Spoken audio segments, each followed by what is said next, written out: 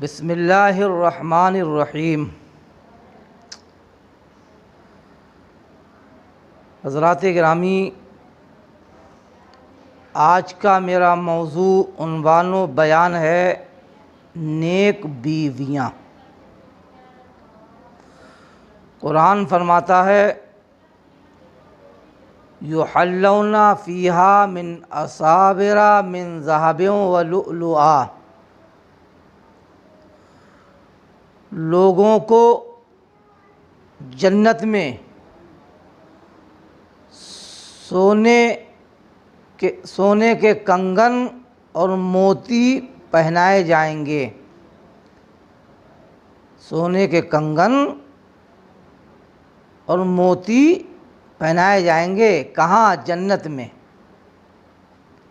کن کو؟ ایمان والوں کو اور ایمان والیوں کو۔ کیوں پہنائے جائیں گے؟ غور کیا آپ نے؟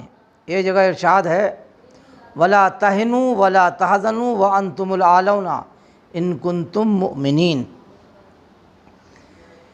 یعنی غم مت کرو، سستی کاہلی مت برتو، تم ہی بلند و والے ہو اور تم ہی اونچے اور کھڑے ہو، شرط یہ ہے کہ تم مومن بن جاؤ۔ تو انہوں نے وہ کام کیا کہ الحمدللہ کہ جنت میں سونے کے کنگن اور موتی ان کو پہنائے گئے، ایمان والوں کو۔ تو یہ آیت کریمہ ان کے لیے مصداق ہے۔ اسی لیے ڈاکٹر اقبال کہتے ہیں کہ محمد سے وفا تو نے تو ہم تیرے ہیں، کہ محمد سے وفا تو نے تو ہم تیرے ہیں، یہ جہاں چیز کیا لوح و قلم تیرے ہیں۔ محمد کی محبت دین حق کی شرط اول ہے، اگر اس میں ہے خامی تو سب کچھ نامکمل ہے۔ محمد کی محبت خون کے رشتوں سے والا ہے، یہ رشتہ دنیاوی قانون کے رشتوں سے اعلیٰ ہے۔ اور مصور دیکھنا تصویر میری یوں بنائی ہو، مصور دیکھنا تصویر میری یوں بنائی ہو، ادھر حکم الہی ہو ادھر گردن جھکائی ہو۔ تو پیارے اسلامی بھائیوں،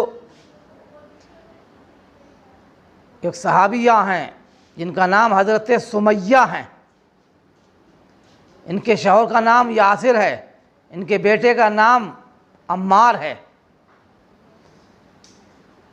حضرت سمیہ نے، ان کے شوہر یاسر نے، ان کے لڑکے، ان کے بیٹے حضرت عمار نے اور لڑکے کی بہو نے، ان سب نے، پورے گھرانے نے کلمہ پڑھ کر کے سبحان اللہ مسلمان بن گئے۔ یہ اس دور میں مسلمان بنے جبکہ مکے میں کرفیو چل رہا تھا، مکے میں لاک ڈاؤن چل رہا تھا۔ پیارے اسلامی بھائیوں، اس ابو جہل، عتبہ و شیبہ نے اور مغیرہ نے، لہذا ان لوگوں نے، ابو لہب نے، یعنی نوجوانوں کے گنڈے، لچے اور لفنگے لگا دیے تھے، بدماش اور اوباش لگا دیے تھے کہ لہذا کوئی بھی اسلام کا نام نہ لے۔ اس دور میں چھپ چھپ کر کے سبحان اللہ یہ اپنے گھر میں اسلام کو پھیلا رہے تھے۔ حدیث میں لکھا ہے پیارے اسلامی بھائیوں، سمیہ کے پوتوں نے اپنی دادی سے پوچھا کہ دادی اماں، دادی جان، معاملہ کیا ہے، ماجرا کیا ہے کہ آپ چھپ چھپ کر کسی کون سی بزرگ ہستی کا نام لیتی ہیں، کون سی ذات گرامی کا نام لیتی ہیں کہ نام تو تم لیتی ہو اور مزہ اور لذت اور ذائقہ ہمیں آ رہا ہے۔ کہنے لگیں بیٹا مت پوچھو۔ بچوں نے بہت پوچھا، آپ نے نام بتا دیا۔ بتانے کے بعد اب بچوں نے سبحان اللہ وہ نام رٹ لیا، اب وہ بچے نام لینے لگے۔ اور کہنے لگے میں سو جاؤں یا مصطفیٰ کہتے کہتے، کھلے آنکھ صلی اللہ کہتے کہتے۔ باہر نکل پڑے بچے دیوانگی میں، وہاں بھی نام لیتے رہے، گرفتار کر لیا۔ سمیہ گھر سے نکلی، یاسر نکلے، عمار نکلے بچانے کے لیے بچوں کو۔ ابو جہل نے کہا سمیہ کہاں چلی ہے؟ کہا میرے پوتوں کو گرفتار کر لیا ہے، میں اپنے پوتوں کو چھڑانے کے لیے جا رہی ہوں۔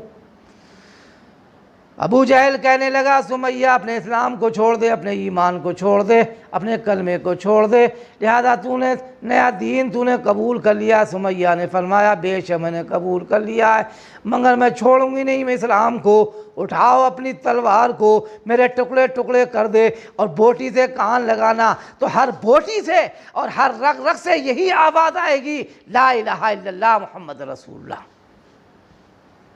حضرت سمیہ اس نے یعنی شہید کر دیا۔ سب سے پہلے اسلام میں جس کی شہادت ہوئی وہ حضرت سمیہ ہے۔ پیارے اسلامی بھائیوں، ایسے ہی حضرت ام عمارہ ہیں، یہ بھی رسول اللہ صلی اللہ علیہ وسلم کی جاں نثار ہیں۔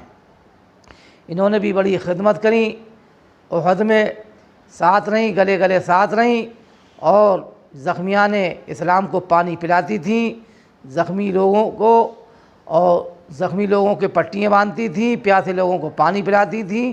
جنگ میں 3 عورتیں شریک میں رہتی تھیں، ایک ام سلیم، ایک ام عمارہ، ام عطیہ، یہ 3 عورتیں رہتی تھیں ساتھ۔ تو جنگ احد میں انہوں نے دیکھ لیا رسول اللہ پہ کچھ ظالم